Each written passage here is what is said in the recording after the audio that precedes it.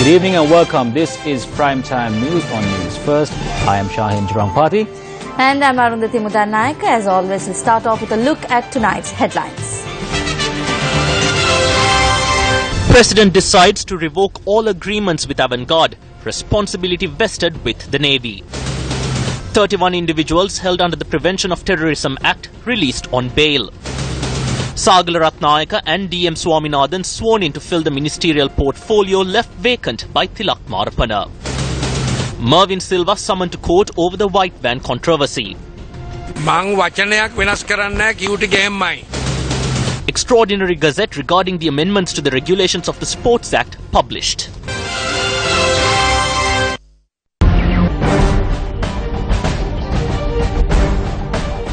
Two new ministers took oaths before President Maithripala Sirisena today. The ministers took oath in the new portfolios following the resignation of former Minister of Law and Order and Prison Reforms, Tilak Marapana. The new ministers were sworn in at the Presidential Secretariat this morning for these subject ministries. Sagala Ratnayaka took oaths today as the new Minister of Law and Order.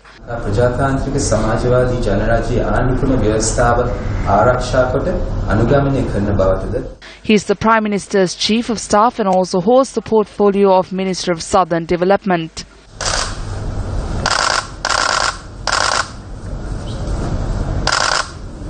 And that I will do the best of my ability to uphold and defend the country. DM Swaminathan was sworn in as the Minister of Prison Reforms. For me, on this 11th day, he is also the Minister of Resettlement, Rehabilitation and Hindu Cultural Affairs.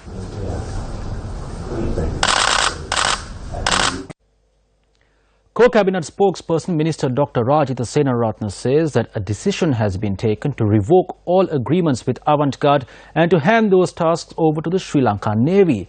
He made his statement following the special cabinet meeting which was convened at the President's office earlier this evening. The special cabinet meeting was presided over by President Maithripala Sirisena at the President's office this evening. All parties involved in this incident were summoned for the meeting based on the decision that was taken on the special cabinet meeting that was presided over by the President on the 9th. The President convened a clear meeting today. The commander of the Sri Lanka Navy pointed out the repercussions of this arms agreement and also the illegal nature of it. The President made a decision to revoke all agreements with Avantgarde and to hand those tasks over to the Sri Lanka Navy. The commander of the Sri Lanka Navy agreed to it. He said that the Navy was capable of doing this. Therefore, the agreements with Avantgarde will be terminated with immediate effect. The Sri Lanka Navy will take over and continue with this with its own affiliations in the Navy. Views were also expressed on Avantgarde today as well. Tilak Marapana has resigned from his post before he became a minister that disgraced the name of the country. This is a good habit. In the past, no one resigned from their posts even after being charged with wrongdoings. Since the President intervened into this matter and appointed a special court, we can all accept the judgment made by the court. This is a good opportunity to reveal whether this Avantgarde contract was given by the UN or whether it is connected to the Navy or whether it was promoted by Gotabaya. It is of my personal opinion that Vijay Dasa Rajapaksa too resigns from his post until the investigations into the Avantgarde issue concludes. Avantgarde සිද්ධිය අවසන් වෙනකන් එතුමාත් ඒ වගේම කෙරුවා නම් හොඳයි කියලා මගේ පෞද්ගලික මතය. 1974ට පස්සේ රජයේ MDH After W.H. Jayawardena, Gamini Jayasuriya and Madala Arachi resigned from the government in 1977, it is only Tilak Marapana who did something similar by tapping into his conscience even before the judgment was meted out. He has given room for investigations to be carried out and has resigned. I do not know, but if someone is being charged of an offence and he does not feel right about it, he needs to make a decision by tapping into his conscience. The minister in charge of the investigations unit has taken a decision into this matter.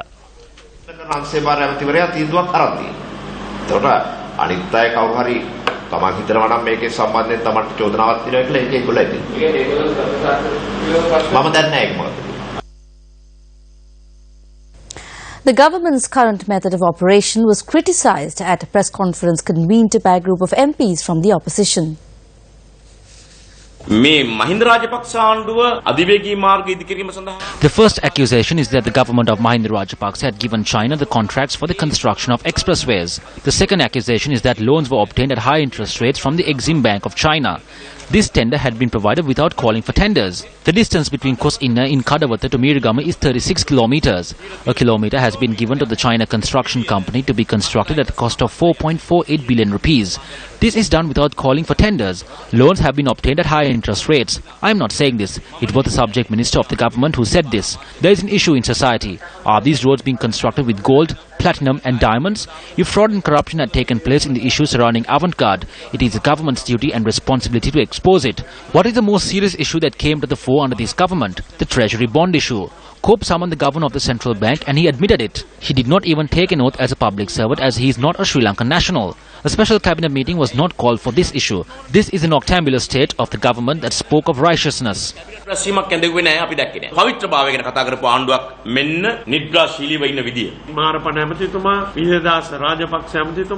Tilak Marapana and Vijayadasa Rajapaksa made statements, the statements made by the other government ministers and MPs were contradictory. It is clear that there is no political agreement and this is taking the country into a serious state. It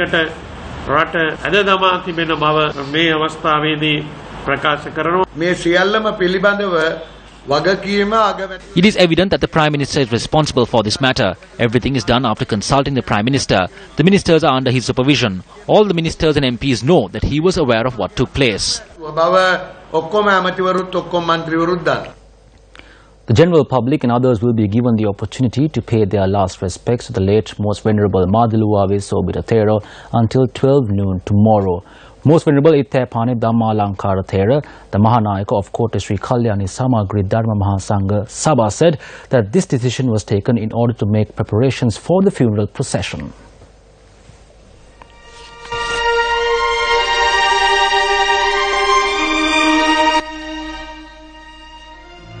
The Mahasangha, religious leaders, politicians and many others in large numbers continue to arrive at the Srinagar Vihara today as well to pay their last respects to the mortal remains of the Most Venerable Maduluwave Sobita Thero.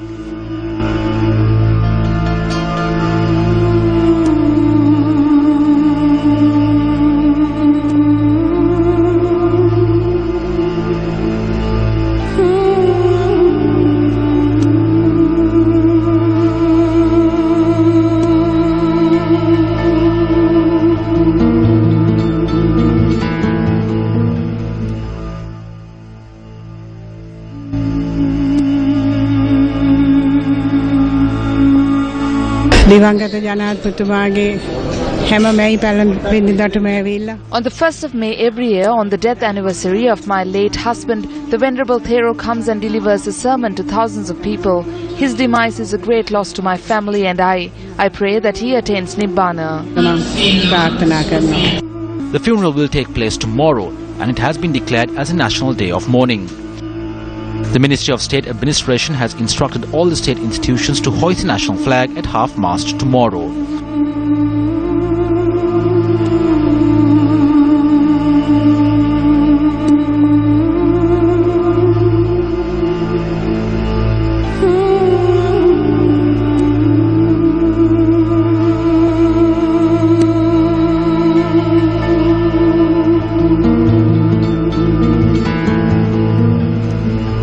Among those who were present to pay their last respects to the late Most Venerable Maduluwave Sobita Thera was the US Ambassador to Sri Lanka, Atul Keshup. Venerable Sobita Thero, he was widely admired and respected by all Sri Lankans, and he was a passionately committed defender of the idea of a Sri Lanka that is a united, strong, prosperous, peaceful, reconciled nation with democracy and human rights for all.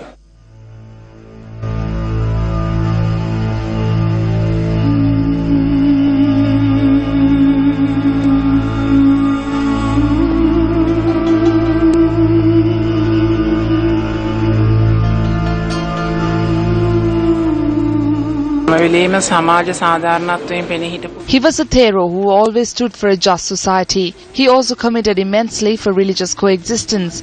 I see his demise as a huge loss to the country. He always took direct leadership to publicize for what he thought was right during that particular period or era, and always worked against whatever challenge that was ahead of him. He was a leader who had the capability of taking this country forward by uniting all communities. It is doubtful that we will have such a leader like him in another 100 years to come. So it is quite difficult to fill his position.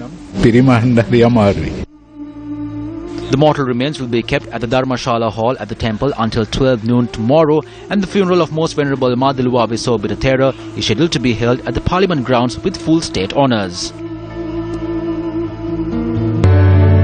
Most Venerable Madhuluwa Sobita Thera, for ushering in a new era, for dedicating yourself to the people, may you attain Nibbana.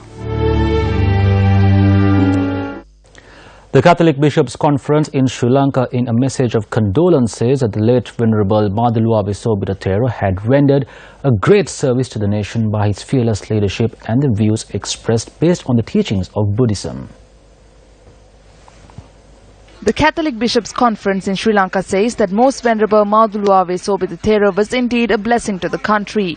It adds that they appreciate deeply the contribution of the Venerable Thera towards fostering inter-religious harmony in the country. Welcome back. Here with News First.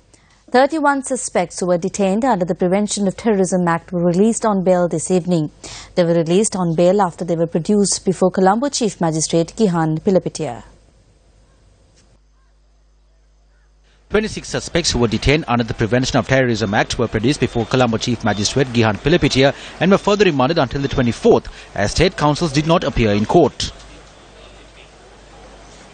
Officers from the Terrorist Investigation Division informed court that they have not received any advice from the Attorney General's department.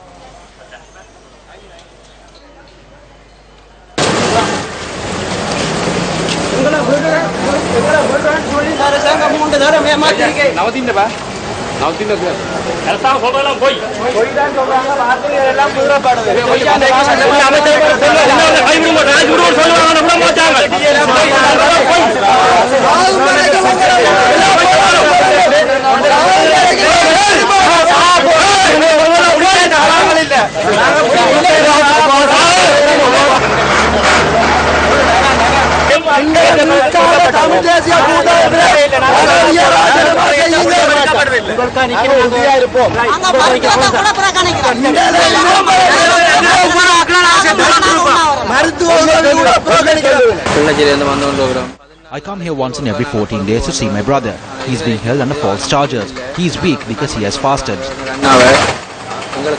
31 persons, including these suspects, were produced in court once again this evening. The magistrate ordered that the suspects be released on 2 surety bails of 1 million rupees each and several bail conditions.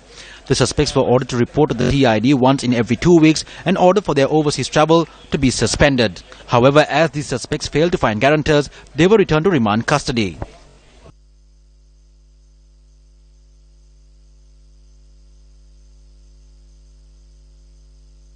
There is a struggle seeking the release of these political prisoners or the suspects held under the Prevention of Terrorism Act. Today bail was granted to them. They were not acquitted.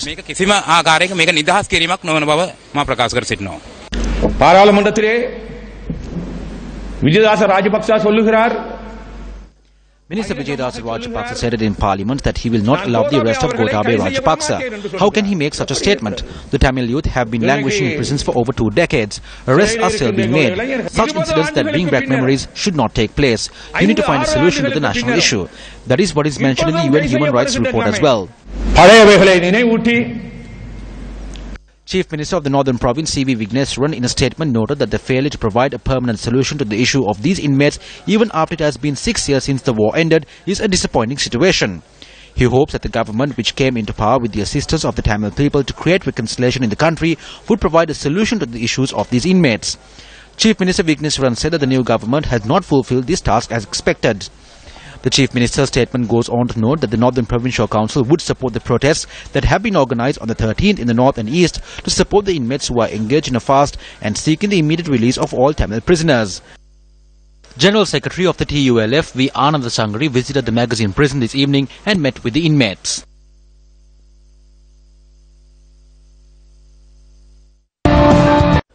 Still in local news, the Frontline Socialist Party filed a complaint with the police headquarters today. On the 7th of April 2012, reports emerged that Kumar Gunaratnam, a frontrunner of the Frontline Socialist Party, had gone missing. A few days later, the police said that Premakumar Gunaratnam had arrived at the Criminal Investigations Division and that measures were taken to send him to Australia as his visa had expired. Thereby, in their complaint, the group, including Politburo member of the Frontline Socialist Party, Duminda Nagamua, requested for a broad investigation to be conducted into this matter. Former Defence Secretary Gotabaya Rajapaksa had stated that Comrade Kumar Gunaratnam was arrested in the Kiribati area. On a previous occasion, he had said that there was no reason to arrest him and that he had surrendered himself over to the Dematagoda police. Those behind this abduction have come forward to the media and admitted that they carried out the abduction. We demand the Inspector General of Police to reopen the cases which have been swept under the carpet. There were several disappearances. There was a white van culture. Through the statement made by the Defence Secretary, the root causes to these incidents as well as those responsible could be located.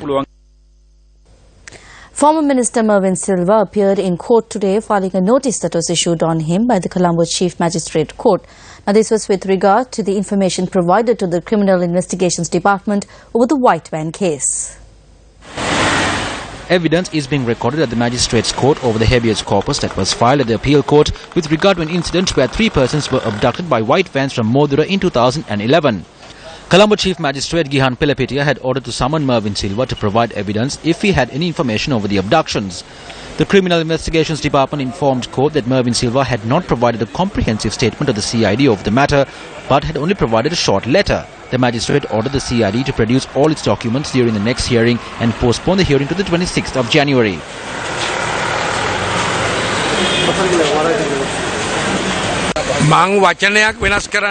I did not make changes to my statement. Parcel Rajapaksa is the godfather of the white van culture. He is a rogue. I will pull the handbrake of my vehicle and observe what happens. After that, I will continue with my journey. I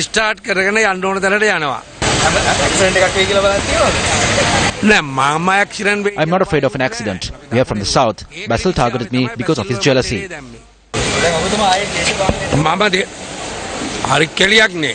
Should a fisherman stop fishing and climb trees? The former president met with the situation because of Parcel and Gotabaya. They steered the white vans and made people disappear. Parcel extorted money to at least 50 to 20%.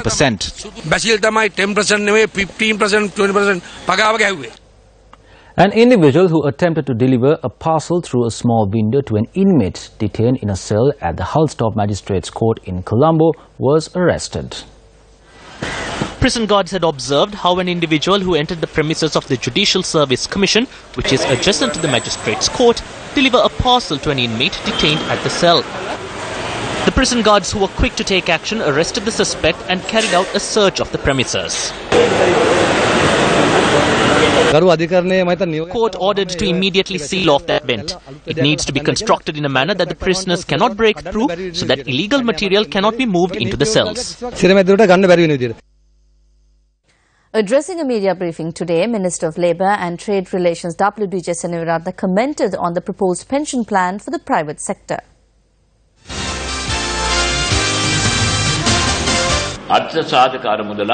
The EPF and the ETF will be amalgamated and a pension system will be created for the private sector. The combined total would be 1.7 trillion rupees. The Constitutional Council will appoint a committee that will manage such a large sum of money. At the cabinet meeting, the Prime Minister said that he will discuss this matter with the trade unions in order to seek their consent.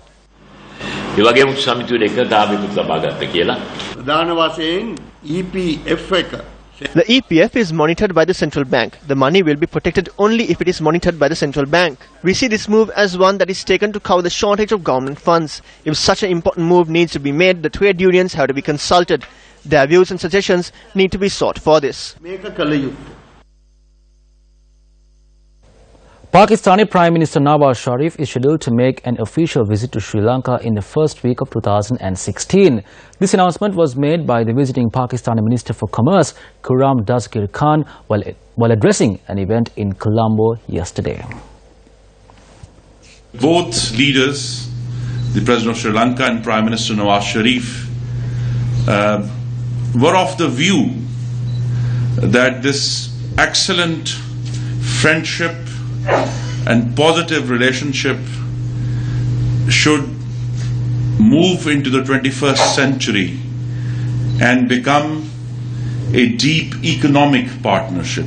I'm delighted to note that the Prime Minister Nawaz Sharif will begin 2016 by a visit to Sri Lanka in the very first week of 2016. So a lot of hard work has to be done in the few weeks remaining in order to ensure that the visit is substantive and it truly takes this relationship forward and transforms it in the 21st century, not only into an economic partnership, but a renewed contact between our people in terms of culture and sports also. After this dark period of turmoil and bloodshed, Pakistan is reconnecting to the world. It's very clear that Pakistan and Sri Lanka are poised in our own regions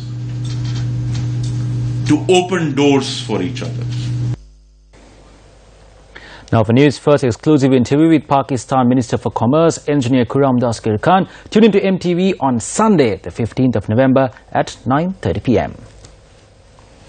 An event was held in Colombo today to launch the Sri Lankan Civil Society Climate Action Plan. The event was held under the patronage of German Ambassador to Sri Lanka, Dr. Jürgen Mohad.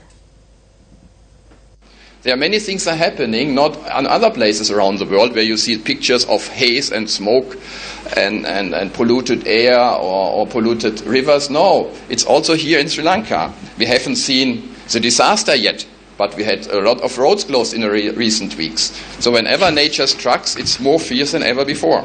Many of the problems we are facing, you know best. Today, pollution, climate change doesn't stop at national borders anymore. What's happening here has effects in other countries, not only in the neighboring, it's a global problem.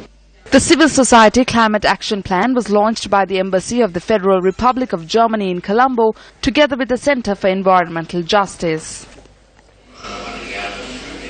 A bank robbery went terribly awry when a hand grenade exploded, killing the bank robber himself and a security officer.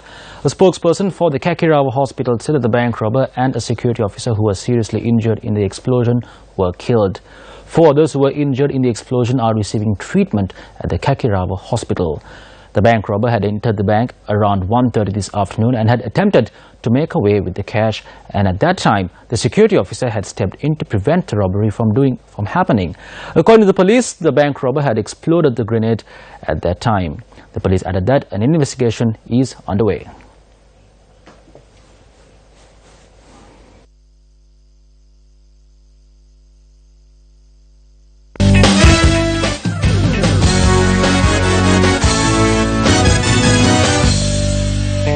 In sports news, sections 13 and 17 of the regulations published on National Sports Association No. 1 of 2013 of the Sports Act have been amended. An extraordinary gazette was issued in this regard. Section 13, subsection 1 of the National Sports Association's No. 1 of 2013 says, no person who has served a term of office as President, Secretary, Treasurer, Vice President, Assistant Secretary, Assistant Treasurer of any national association or federation for 1 term shall be eligible for re-election for any of the above positions. The extraordinary gazette that was issued today says that in Regulation 13, subsection 1, by substitution of words, any of the above positions given after the words any person has been amended. Another amendment was the following inclusion to Regulation 13, subsection 2, quote, provided further that the aggregate period of 4 years should be computed from the 15th of January 2013, the date regulations came into operation, unquote. Another amendment that was gazetted today was the substitution of words, quote, by secret vote, unquote, to quote, by show of hands, unquote, in Regulation 17. Taking a quick look at some cricket news, the West Indies posted 162 runs for the loss of 6 wickets after they decided to take first lease of the wicket at the R. Premadasa pitch in Colombo in the second T20 against Sri Lanka. Chasing 163 runs, Sri Lanka were 40 for the loss of 1 a short while ago. And with that, we wrap up tonight's edition of Primetime News. Thank you very much for joining us. I'm Arundhati Mudatnaik. And I'm Shahan Jurampati. Good night and take care.